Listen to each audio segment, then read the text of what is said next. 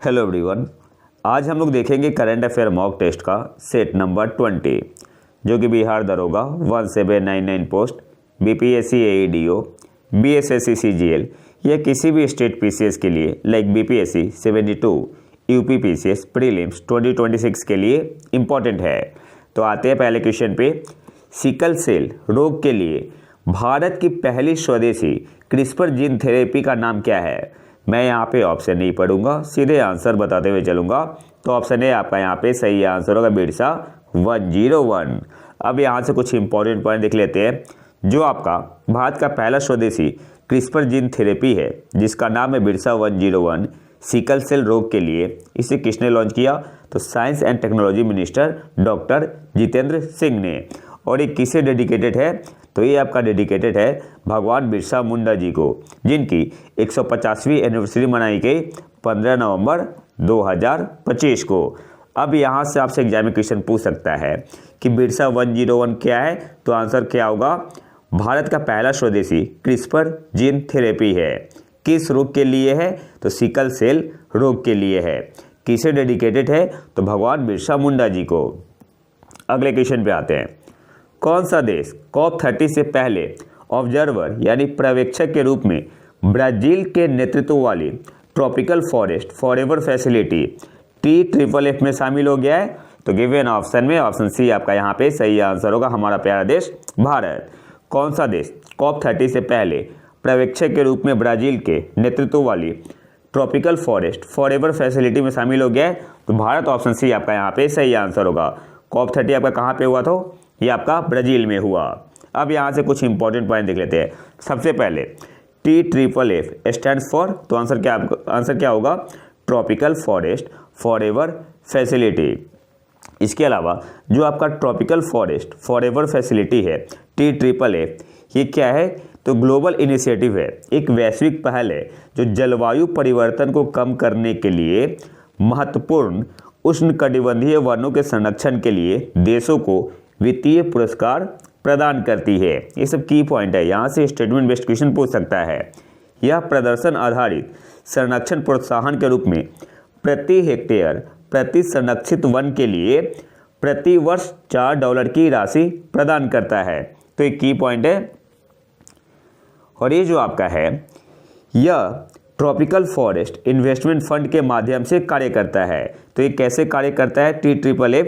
तो यह tropical forest investment fund यानी उष्णकटिबंधीय वन निवेश कोष, शॉर्ट में से बोलते हैं TFIF के माध्यम से कार्य करता है, जो प्रायोजक निधियों को अस्थायी रूप से निवेश करता है तथा वनों की कटाई से जुड़े खतरों से बचाता है। इसका लक्ष्य दीर्घकालिक वन संरक्षण के लिए $125 बिलियन जुटाना है, जिसमें 70 से 80% धनराशि निजी निवेशकों से प्राप्त होने की उम्मीद है। और जो आपका TFFF है, तो ब्राजील ने TFFF को $1 बिलियन देने का वादा किया है, इंडोनेशिया ने $1 बिलियन देने का वादा किया है, कोलंबिया ने $250 मिलियन और नॉर्वे ने एक दशक में $3 बिलियन देने की घोषणा की है।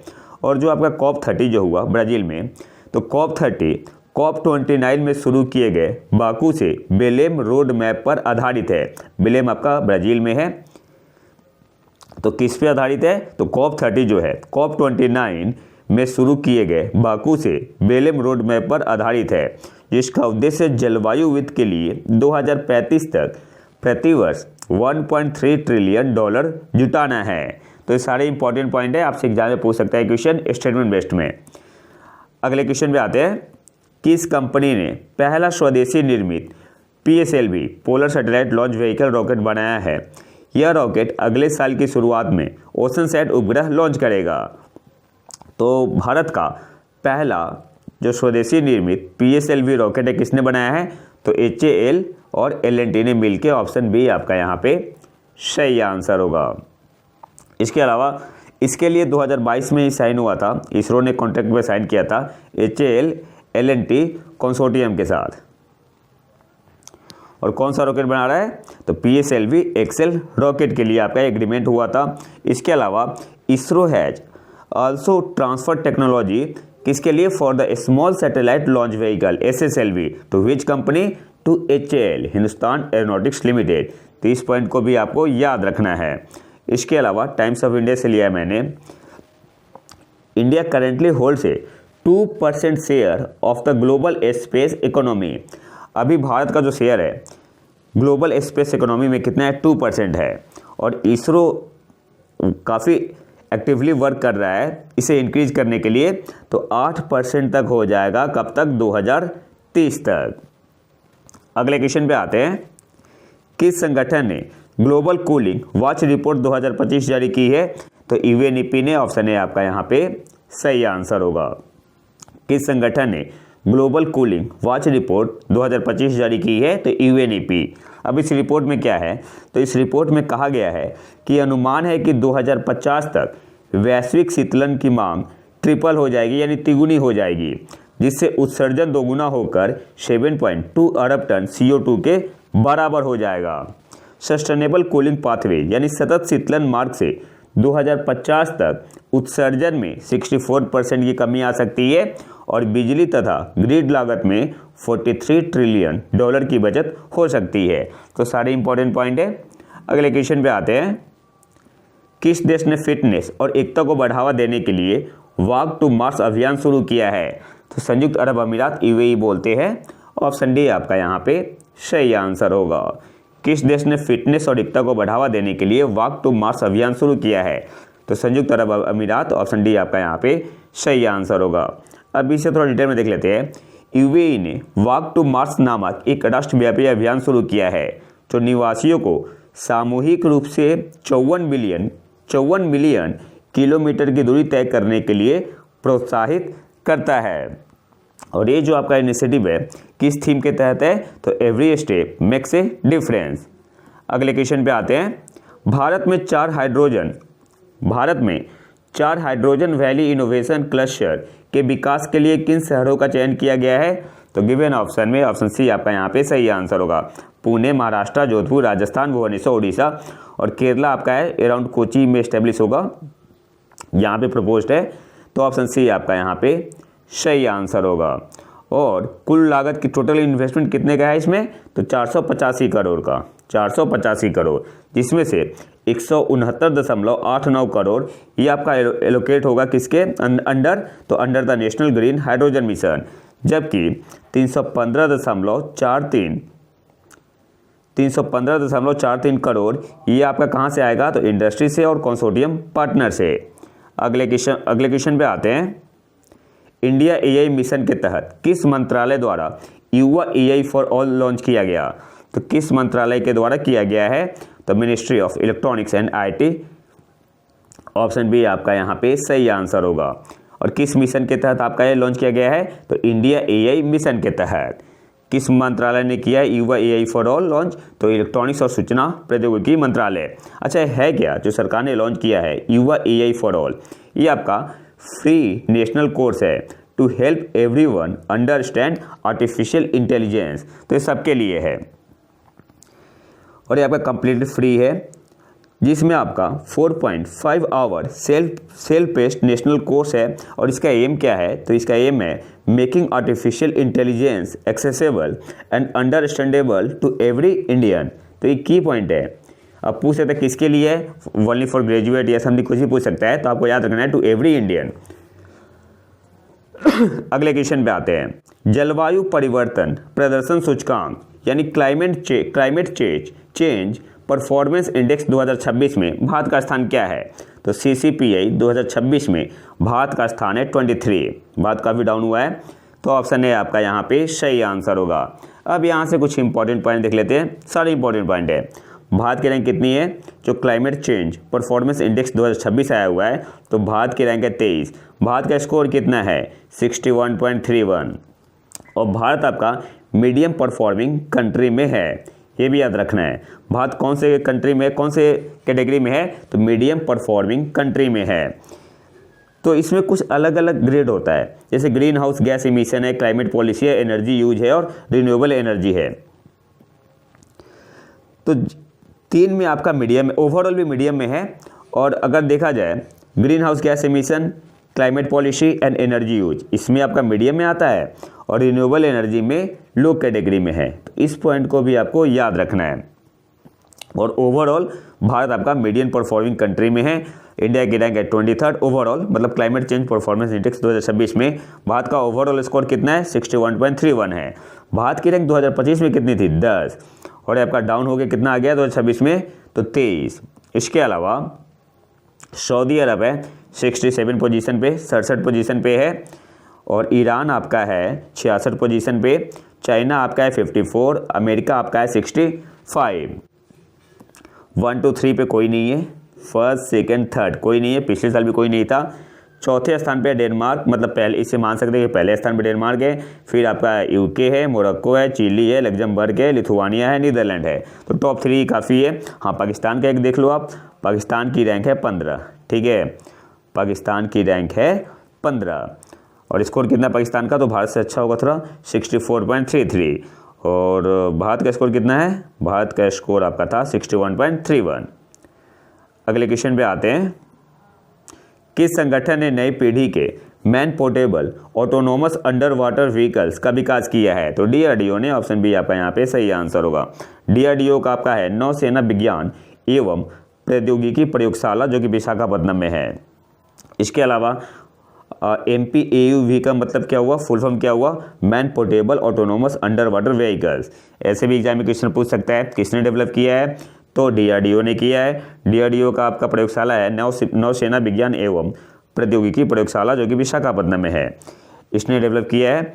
और ये आपका किसके लिए है, तो बारूदी सुरंग निरोधक कार्यों के लिए इसे डेवलप किया गया है। अगले क्वेश्चन पे आते हैं, किस राज्य के प्रदूषण नियंत्रण बोर्ड ने भारत का पहला प्लास्टिक अपशिष्ट ब्रांड ऑडिट 2025 आयोजित किया है, तो पंजाब पॉपुलेशन कंट्रोल बोर्ड ने किया है, तो ऑप्शन डी आपका यहाँ पे सही आंसर होगा। और यह भारत का पहला प्लास्टिक वेस्ट ब्रांड ऑडिट है। और इसके अलावा इस ऑडिट में क्या है, तो इस ऑडिट में आइडेंटिफाइड किया जाएगा वैसी कंपनी जो कि प्रोड्यूस करते हैं most hard to recycle plastic waste in the state. और सबसे पहले 6 शहरों में किया जाएगा, पंजाब के अमृतसर, बठिंडा, जालंधर, लुधियाना, मोहाली और पटियाला। अगले क्वेश्चन पे आते हैं, 2026 आईसीसी अंडर 19 पुरुष क्रिकेट विश्व कप की मेजबानी कौन से 2 देश करेंगे, तो जिम्बाब्वे और नामीबिया। आपका 15 जनवरी से 6 फरवरी 2026 तक चलेगा, तो ऑप्शन सी आपका यहाँ पे सही आंसर होगा, जिम्बाब्वे और नामीबिया।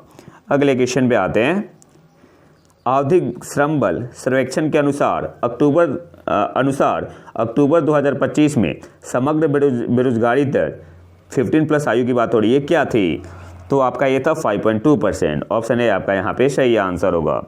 PLFS यानी आवधिक श्रम बल सर्वेक्षण के अनुसार अक्टूबर 2025 में भारत की समग्र बेरोजगारी दर क्या थी 15+ आयु में, तो 5.2%। अब यहाँ पे PIB से मैंने लिया है, कुछ इंपॉर्टेंट पॉइंट है। 15 वर्ष और उससे अधिक आयु के व्यक्तियों के लिए श्रम बल भागीदारी दर में वृद्धि की प्रवृत्ति देखी गई। अक्टूबर 2025 में समग्र LFPR 6 महीने के उच्च स्तर 55.4% पर पहुंच गया। इसके अलावा पिछले 4 महीनों में 15 वर्ष और उससे अधिक आयु वर्ग की महिलाओं की श्रम बल में भागीदारी में लगातार वृद्धि देखी गई है। अक्टूबर 2025 में समग्र श्रमिक जनसंख्या अनुपात का 52.5% दर्ज किया गया, जो 15 वर्ष और उससे अधिक आयु के व्यक्तियों के बीच जून 2025 से लगातार बढ़ रहा है। 15 वर्ष और उससे अधिक आयु की महिलाओं में समग्र WPR में लगातार चौथे महीने वृद्धि हुई है। 15 वर्ष और उससे अधिक आयु के व्यक्तियों के लिए बेरोजगारी दर अक्टूबर 2025 में 5.2% पर स्थिर रही, जो कि सितंबर 2025 के समान थी, तो कोई चेंज नहीं हुआ है। 5 वर्ष की अवधि के लिए न्यू डेवलपमेंट बैंक के उपाध्यक्ष और मुख्य जोखिम अधिकारी, इंग्लिश में क्या बोलेंगे, चीफ रिस्क ऑफिसर CRO के रूप में किसे नियुक्त किया गया है, तो राजीव रंजन। ऑप्शन बी आपका यहाँ पे सही आंसर होगा। अगले क्वेश्चन पे आते हैं, किस मोबाइल एप्लीकेशन ने ग्रामीण डिजिटल शासन के लिए world summit on the information society पुरस्कार 2025 चैंपियन पुरस्कार जीता, तो सबसे पहले तो एक और पॉइंट आपको याद रखना है, जो आपका world summit on the information society पुरस्कार 2025 हुआ, ये आपका कहाँ पे हुआ था, तो ये आपका हुआ था जेनेवा स्विट्जरलैंड में, और किस मोबाइल एप्लीकेशन को मिला है? ग्रामीण डिजिटल शासन के लिए यह पुरस्कार। तो मेरी पंचायत। और इसे डेवलप किसने किया है? तो मिनिस्ट्री ऑफ पंचायती राज और national informatics centre of India ने। तो ऑप्शन ए आपका यहाँ पे सही आंसर होगा। अगले क्वेश्चन पे आते हैं। इन्विक्टस अनुसंधान कार्यक्रम किस अंतरिक्ष संगठन की पहल है? तो ईएसए का है, यूरोपियन स्पेस एजेंसी का है। इन्विक्टस अनुसंधान कार्यक्रम किस अंतरिक्ष संगठन की पहल है? तो ऑप्शन डी आपका यहाँ पे सही आंसर होगा, यूरोपियन स्पेस एजेंसी। और किसके साथ मिलकर कर रहा है? तो in collaboration with UK based Frazer Nash consultancy. ये भी याद रखना है, पूछ सकता है स्टेटमेंट बेस्ड क्वेश्चन में। और इस कार्यक्रम का उद्देश्य क्या है, गोल क्या है? तो to develop hypersonic technology for reusable vehicles that can be launched horizontally. Hindi में क्या बोलेंगे? क्षैतिज प्रक्षेपण में सक्षम पुनः प्रयोज्य वाहनों के लिए हाइपरसोनिक प्रौद्योगिकियों का विकास करना। तो ये इंपॉर्टेंट है, आपसे पूछ सकता है एग्जाम में कि जो इन्विक्टस अनुसंधान कार्यक्रम है इसका ऑब्जेक्टिव क्या है, गोल क्या है और किस संगठन की पहल है? तो ईएसए, यूरोपियन स्पेस एजेंसी। अगले क्वेश्चन पे आते हैं। सस्टेनेबल लाइव स्टॉक ट्रांसफॉर्मेशन सतत पशुधन परिवर्तन पर दूसरा वैश्विक सम्मेलन कहाँ आयोजित किया गया? तो रोम में, इटली में। ऑप्शन बी आपका यहाँ पे सही आंसर होगा। और ये आपका दूसरा था। और कहाँ पे किया गया? तो जो हेडक्वार्टर है एफएओ का, वहाँ पे। अगले क्वेश्चन पे आते हैं। इंडेक्स ऑफ इकोनॉमिक फ्रीडम 2025 में भारत का स्थान क्या है? आर्थिक स्वतंत्रता सूचकांक 2025 में भारत का स्थान क्या है? तो ऑप्शन सी आपका यहाँ पे सही आंसर होगा, 128। इंडेक्स ऑफ इकोनॉमिक फ्रीडम 2025 में भारत का स्थान क्या है? तो ऑप्शन सी आपका यहाँ पे सही आंसर होगा, 128। अब यहाँ से कुछ इंपॉर्टेंट पॉइंट देख लेते हैं, जो इंपॉर्टेंट पॉइंट है एग्जाम पॉइंट ऑफ व्यू से। तो इस इंडेक्स में बताया गया है कि जो global average economic freedom score है ये आपका इंक्रीज हुआ है 1.1 पॉइंट से। तो ये कितना हो गया है? 59.7 हो गया है, 59.7 हो गया है। लास्ट ईयर कितना था? 58.6 था। और 3 ऐसे देश हैं जिन्होंने अर्न किया है डेजिग्नेशन ऑफ इकोनॉमिकली फ्री। कौन कौन से देश हैं? जिनको क्या बताया गया है कि ये देश क्या है, आर्थिक रूप से स्वतंत्र है, मतलब इकोनॉमिकली फ्री है। तो एक सिंगापुर है पहले स्थान पे, दूसरे पे है स्विट्जरलैंड और तीसरे पे है आयरलैंड। इसके अलावा जो विश्व का लार्जेस्ट इकोनॉमी है अमेरिका, ये कौन से स्थान पे है? तो 26 स्थान पे है, 26 स्थान पे है। इनका स्कोर कितना है? तो 70.2 है। इसके अलावा पाकिस्तान 150 पे है, पाकिस्तान की रैंक है 150, चाइना 151 और इनको क्लासिफाइड किया गया है इकोनॉमिकली रिप्रेस्ड में। इसके अलावा भारत की रैंक है 128 और 26 आपका रीजनली है। यहाँ पे रीजनली का मतलब क्या हुआ? भारत आपका आता है एशिया पैसिफिक में, ठीक है, एशिया पैसिफिक में आता है भारत। और भारत का स्कोर कितना है? 53 है 2025 में, ये भी याद रखना है। भारत की रैंक है 128, भारत का स्कोर कितना है? 53 है।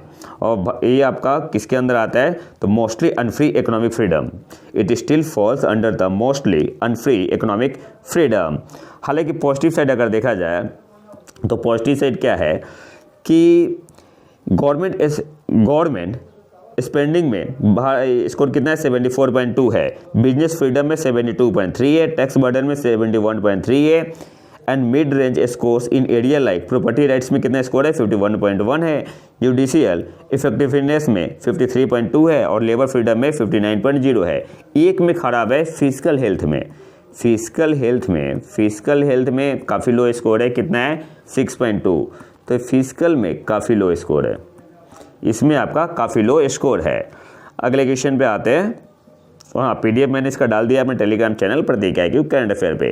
संयुक्त राष्ट्र निरस्त्रीकरण सप्ताह प्रति वर्ष कब मनाया जाता है? तो 24 से 30 अक्टूबर। ऑप्शन है आपका यहाँ पे सही आंसर होगा। और यह आयोजन संयुक्त राष्ट्र की स्थापना की वर्षगांठ 24 अक्टूबर से शुरू होता है और इसका आयोजन संयुक्त राष्ट्र निरस्त्रीकरण मामलों के कार्यालय यानी यूएनओडीए द्वारा किया जाता है।